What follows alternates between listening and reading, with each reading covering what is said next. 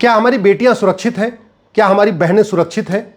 मैं ये सवाल इसलिए पूछ रहा हूं, जो दिल्ली में हुआ है वो सुन के आप दंग रह जाएंगे। तौफीक नाम का एक जिहादी सामने पड़ोसी के यहां दोस्ती करता है, वहां जाके कहता मेरी बहन नहीं है, मैं राखी बंधवाना चाहता हूं, और नेहा के परिवार के साथ अपना मेलजोल बढ़ा लेता है। 3 साल तक राखी भी बनवाता है, लेकिन चूंकि उसका तो जिहाद चल रहा था, अब उसने प्रपोजल रखा कि नहीं मैं तो शादी करूंगा, निकाह करूंगा। नेहा ने मना कर दिया। बुर्का पहन के नेहा के घर के छत पे गया और वहीं नेहा का गला दबा के उसने नीचे फेंक दिया।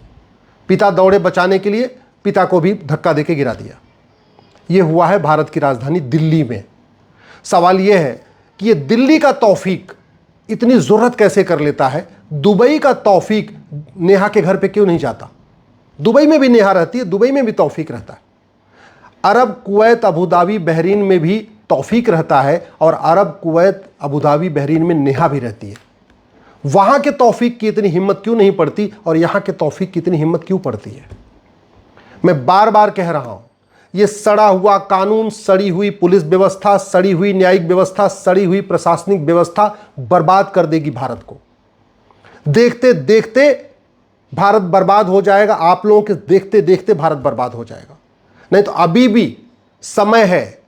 अपने बच्चों की चिंता है, अपने नाती पोते की चिंता है, अपने आने वाली पीढ़ियों की चिंता है, तो दल गुलामी छोड़िए, अपने सांसद से मिलिए और सांसद को जाके कहिए ये गुलामी की पुलिस व्यवस्था खत्म करें, नया पुलिस कानून लाएं, यूनिफॉर्म पुलिस कोड लाएं, यूनिफॉर्म पुलिस चार्टर लागू करें, और भारत में सुनिश्चित करें कि प्रत्येक मुकदमे की जांच 1 महीने के अंदर खत्म हो। और ये हो सकता है, उसके लिए नार्को पॉलीग्राफ ब्रेन मैपिंग कानून बनाना पड़ेगा। जब तक कानून का खौफ नहीं पैदा होगा, तब तक न लब जिहाद रुकेगा, न लैंड जिहाद रुकेगा, न धर्मांतरण रुकेगा, न घुसपैठ रुकेगा, न जनसंख्या विस्फोट रुकेगा।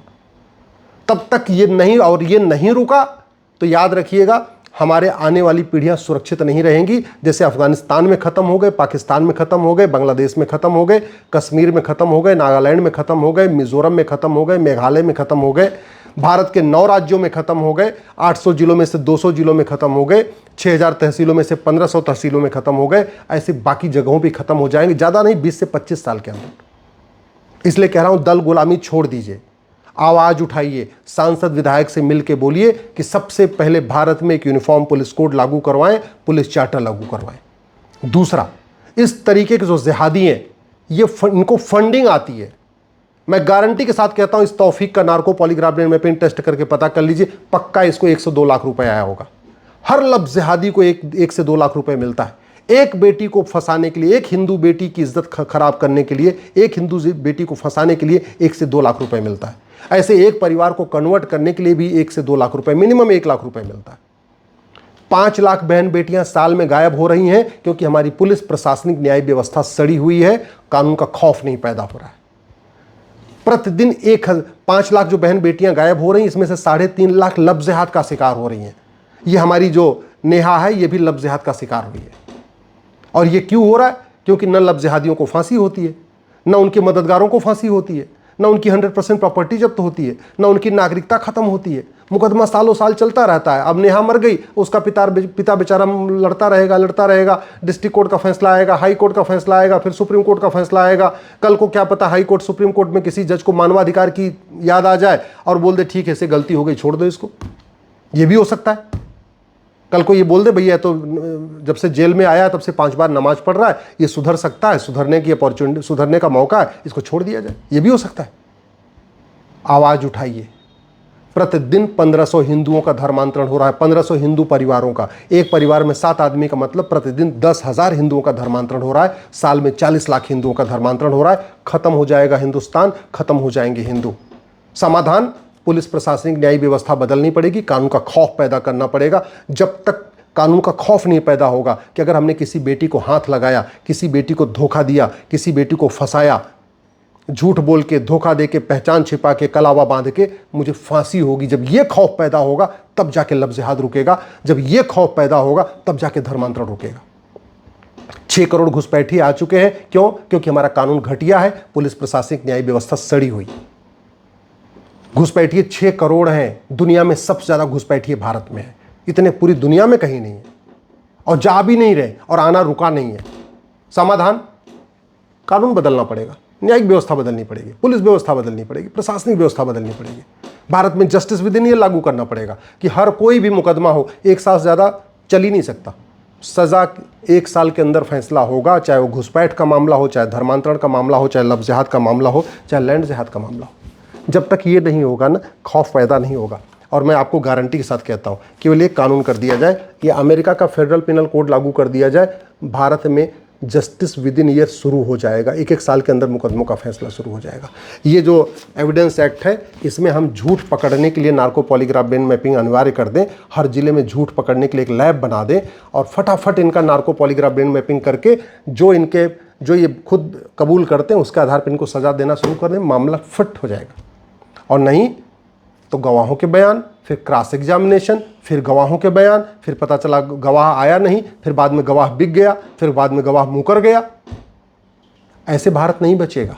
ऐसे भारत न हिंदू बचेगा न हिंदुस्तान बचेगा। भूल जाइए आप, हिंदू राष्ट्र तो भूल जाइए, हिंदू बचेगा नहीं, हिंदुस्तान बचेगा नहीं, हिंदू राष्ट्र तो बहुत दूर की बात हो गई है। समाधान क्या है? समाधान ये है, गुलामी की पुलिस व्यवस्था बदलनी पड़ेगी, गुलामी की प्रशासनिक व्यवस्था बदलनी पड़ेगी, गुलामी की न्यायिक व्यवस्था बदलनी पड़ेगी, गुलामी की टैक्स व्यवस्था बदलनी पड़ेगी और गुलामी की शिक्षा व्यवस्था बदलनी पड़ेगी। ये मदरसे जिहाद के अड्डे हैं, ये मदरसे धर्मांतरण के अड्डे हैं। मदरसों में लफ्ज़ जिहाद प्रमोट किया जाता है। मैं गारंटी के साथ कहता हूँ, जब तक ये मदरसा नहीं ख़त्म हुआ, भारत में समान शिक्षा लागू नहीं होगी, तब तक ये जिहाद नहीं रुकेगा, मजहबी उन्माद नहीं रुकेगा। और आज की डेट में सबसे ज़्यादा जमाती भारत में है, सबसे ज़्यादा मिशनरी भारत में है, सबसे ज़्यादा मदरसे भारत में है, सबसे ज़्यादा मिशनरी स्कूल भारत में है, सबसे ज़्यादा विदेशी फंडिंग भारत में हो रही है, सबसे ज़्यादा ड्रग का कारोबार भारत में हो रहा है, सबसे ज़्यादा लफ्ज़ जिहाद भारत में हो रहा है, सबसे ज़्यादा लैंड जिहाद भारत में हो रहा है, सबसे ज़्यादा घुसपैठ भारत में हो रही है, सबसे ज़्यादा घुसपैठिए भारत में रहते हैं, सबसे ज़्यादा धर्मांतरण भारत में होता है। दुनिया के सबसे बड़ी जमात का हेडक्वार्टर भारत में। हम किस खतरे में बैठे शायद आपको समझ में नहीं आ रहा। ये नेता अभिनेता आपको नहीं बता रहे, ये लेखक बुद्धिजीवी पत्रकार कलमकार आपको शायद नहीं बता रहे।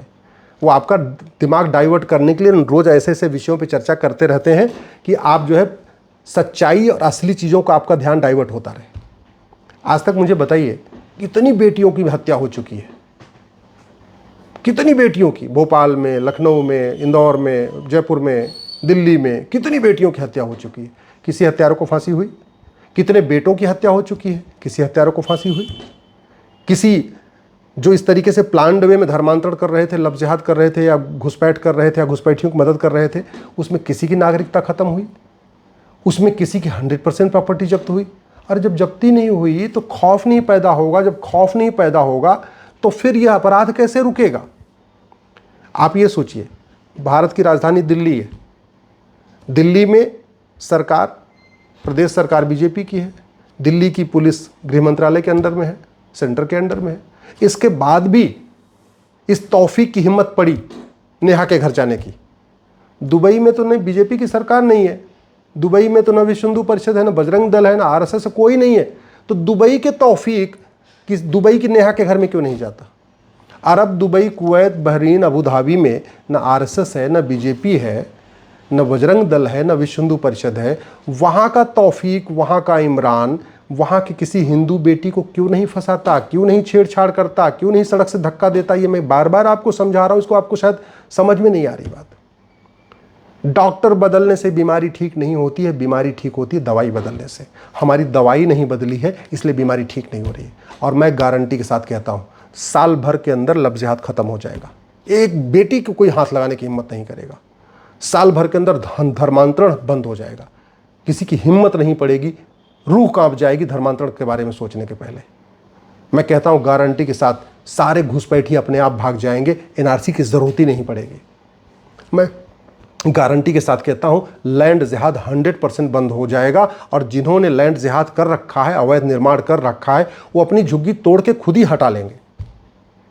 लेकिन कानून बदलने पड़ेगा, नियम बदलना पड़ेगा, व्यवस्था बदलनी पड़ेगी, पुलिस चार्टर लागू करना पड़ेगा, जुडिशियल चार्टर लागू करना पड़ेगा, एडमिनिस्ट्रेटिव चार्टर लागू करना पड़ेगा, जजों की अकाउंटेबिलिटी तय करनी पड़ेगी, कलेक्टर की अकाउंटेबिलिटी तय करनी पड़ेगी, कप्तान की अकाउंटेबिलिटी तय करनी पड़ेगी, थानेदार तहसीलदार की अकाउंटेबिलिटी तय करनी पड़ेगी, पार्षद और प्रधान की अकाउंटेबिलिटी तय करनी पड़ेगी, सांसद और विधायक की अकाउंटेबिलिटी तय करनी पड़ेगी। नियम कानून अगर बदलेगा तो भारत बचेगा, हिंदू बचेगा, हिंदुस्तान बचेगा। और नहीं तो जैसे अफ़गानिस्तान में 100% हिंदू थे, सब खत्म हो गए। पाकिस्तान में सारे हिंदू थे, सब खत्म हो गए। सिंध लाहौर में सब हिंदू थे, मुल्तान में सब खत्म हो गए। ढाका चटगांव में सब हिंदू थे, खत्म हो गए। कश्मीर में भी सारे हिंदू थे, खत्म हो गए। फिर देखते देखते 10 से 20 साल 30 साल के अंदर आपके क्षेत्र से भी आपको पलायन करना पड़ेगा, आपको भी भागना पड़ेगा। मैं आपको धमकी नहीं दे रहा हूँ, कड़वी सच्चाई बता रहा हूँ। आप मान लो तो ठीक है, नहीं तो आप दल गुलामी करते रहो, पार्टियों के जय जयकार करते रहो, सांसद विधायक से फ़ोटो खिंचवाते रहो, बर्थडे पे बुलाते रहो, शादी विवाह में बुलाते रहो, लेकिन उसे कानून की मांग मत करना। और आप 20 से 25 साल और इंतज़ार करो।